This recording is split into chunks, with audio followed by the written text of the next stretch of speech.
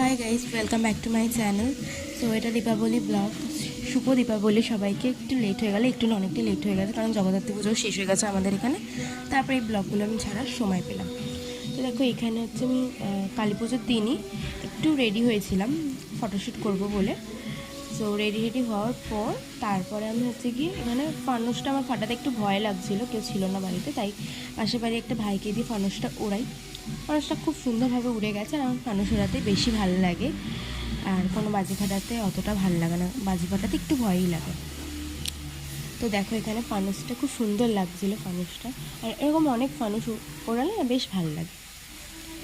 তারপরে আমি কীভাবে রেডি হয়েছিলাম সেটা চলো তোমাদের দেখাই। এই দেখো, আমি এই গ্রিন কালারের এটা মায়ের শাড়ি পরেছিলাম।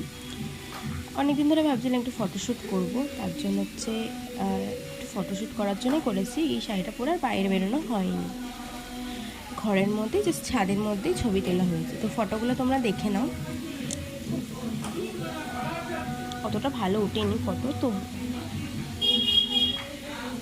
আর এটা হচ্ছে আমার মা বাড়ির সবাই এসেছিলো বাড়িতে, তো ভাই এটা সেল ফাটাচ্ছে। আমারও খুব ভালো লাগে সেল, কিন্তু আমি নিজে ফাটাতে একটু ভয় লাগে।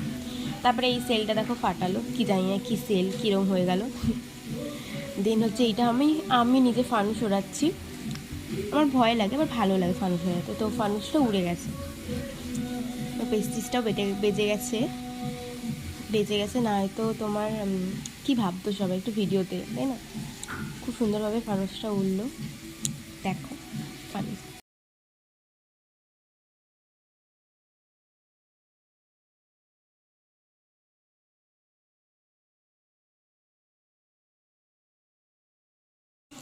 তারপর দেখো, এখানে না দুটো একসাথে ফানুস ওড়াবো। মা বললো দুটো একসাথে ওরা দেখতে সুন্দর লাগবে, ফটোও ভালো উঠবে বা ভিডিও ভালো উঠবে।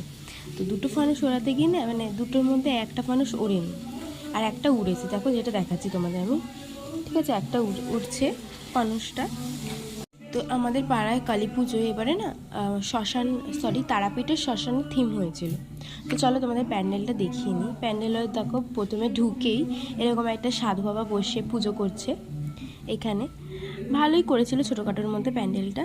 আর এখানে একটা কিসের বেদি বাঁধানো হয়েছে আমি জানি না ঠিক আছে তুলসী গাছ কি না।